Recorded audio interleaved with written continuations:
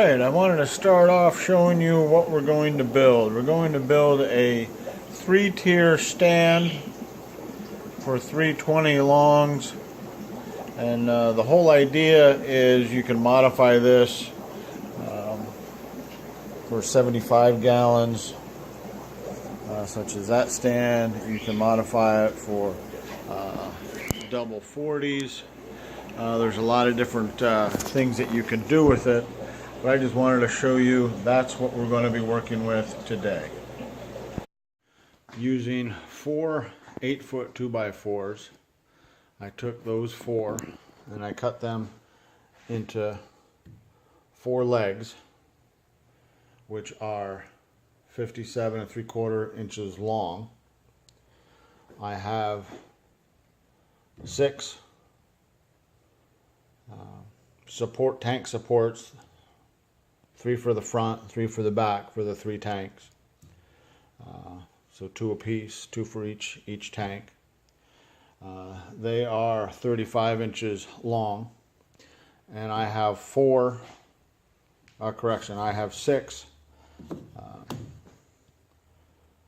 9.5-inch pieces that go front to back, that separate the front piece to the back piece.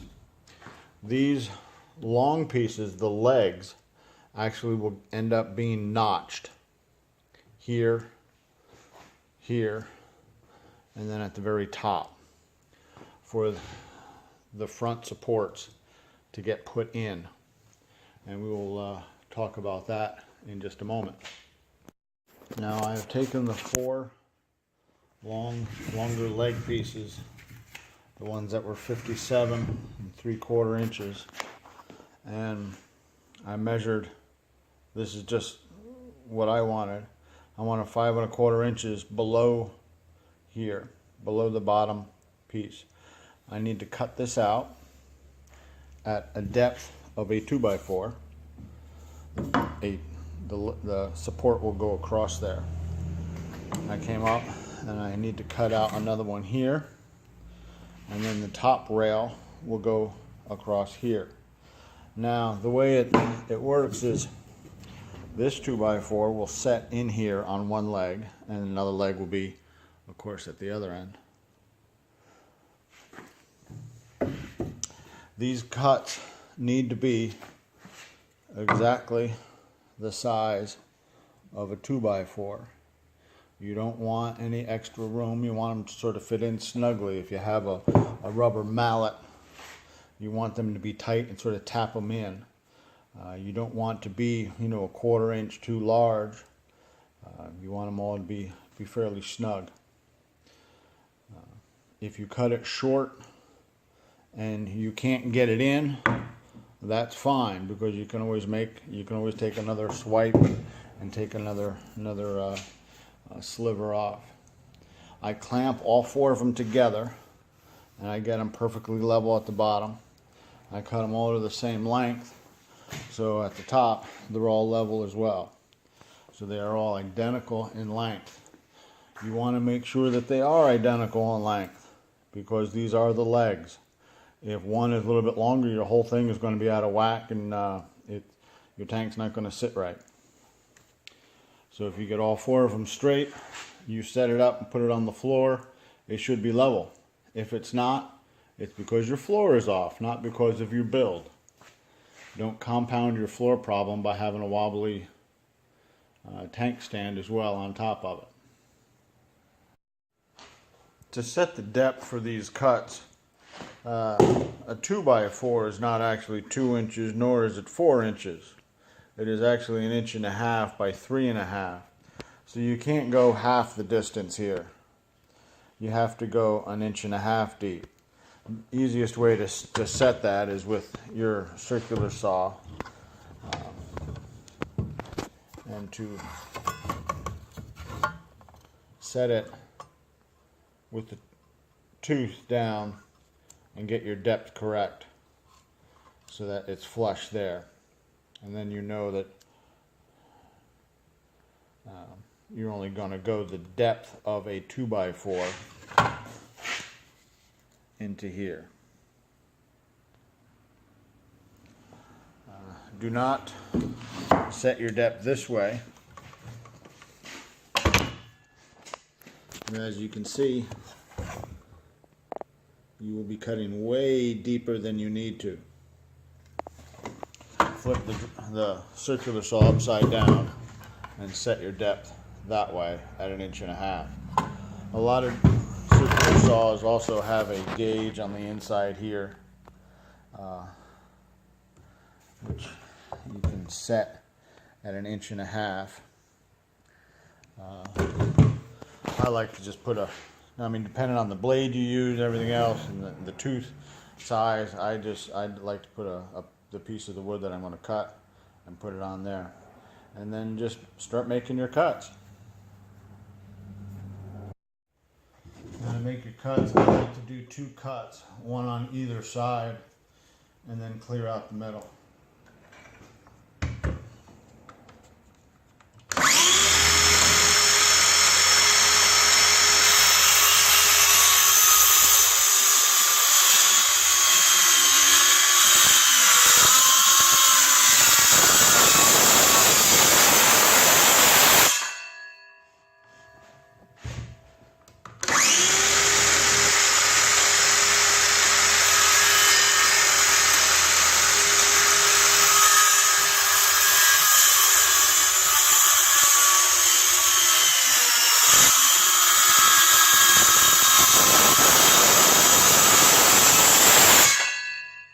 Those are the 2 most important and straightest cuts you want to do. The rest of them you can just cut with speed and get her done.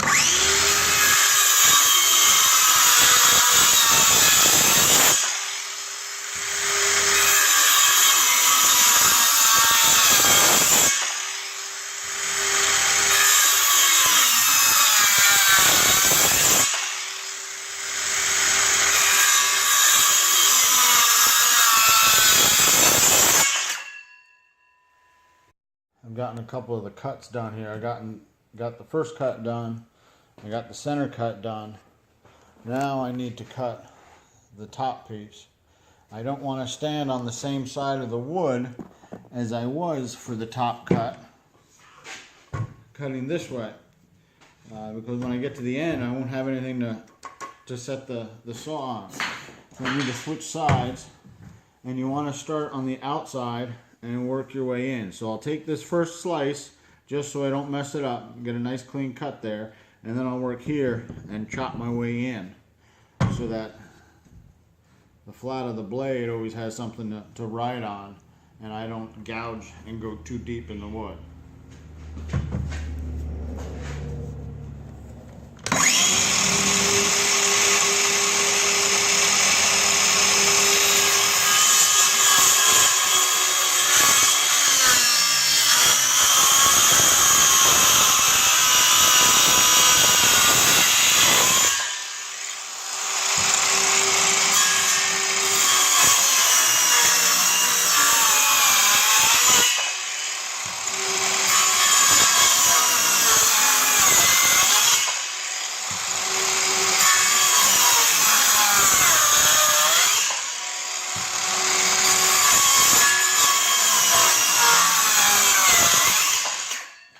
Might be time for a new battery. Now we have all 3 cuts done, and the easiest way is just to bend these over and pull them out. Now it's not going to look real pretty at the bottom.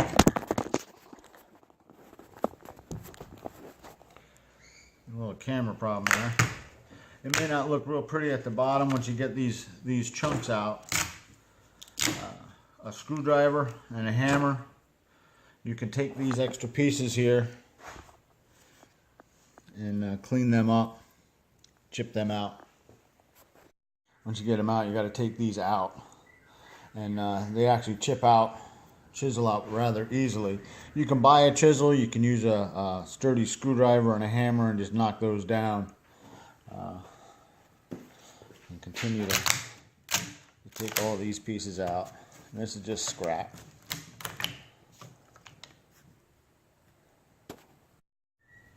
This is what we're looking at. Well, I just use a screwdriver and clean it up, scrape across it, knock all the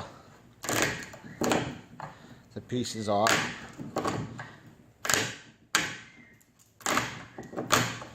It actually goes fairly quickly.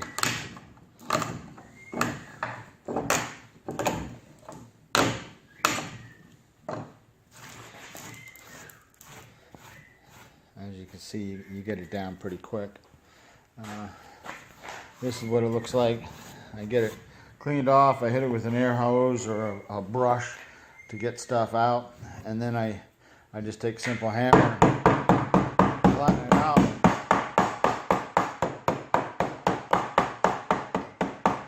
Just to make sure I didn't miss anything, and you don't want any high spots. That would keep a 2x4 from settling in there really nice. And as an example, see that? It starts to go in, but it doesn't go in all the way. It just sort of wedges in there. And that's what you want, because you want this piece to fit in there nice and, or the cross piece to fit in there nice and snug. And that's what you end up with. Alright, we got all the pieces together here.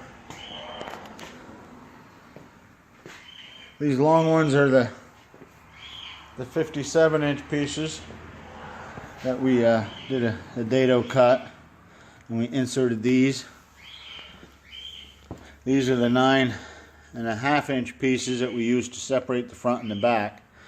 Always, whenever you screw down into the ground and then flip it over and screw it in that way. It's a lot easier than doing it standing when the stand is standing up. Now that it's all together, we can simply raise it up, and there you have 3 tanks, 20 apiece, 20 gallons apiece, rack. Simply built. Took about an hour, and now I need to paint it. Let it sit for 2 days. If you don't let the paint totally cure, that tank will adhere to that paint and make a divot in it, and it will become part of the stand. Once you put water in it, the damp paint acts like a glue, and you can't get it off. So make sure you just let it dry plenty of time. And there you go. I use, when I go to the store, whenever I go to Lowe's, I always get paint stir sticks. You know, can I have a couple? They hand you a handful. They have 2 different sizes, thin and thicker ones. Get a couple of each. They work really well for shimming tanks and stands. Just something to think about. There you go. That's the whole thing made here at Fins and Things. Hope to see you soon. Alright, here's the finished stand. 320s stacked on top. The only thing I have in there right now is water and 3 sponges and 3 heaters. My water is really high in oxygen. It takes about 2 days to get the sponges to stay on the bottom. Well, that's the finished product, and there you have it. Like us on Facebook at Fins and Things. Visit us at finsandthings.com and follow us.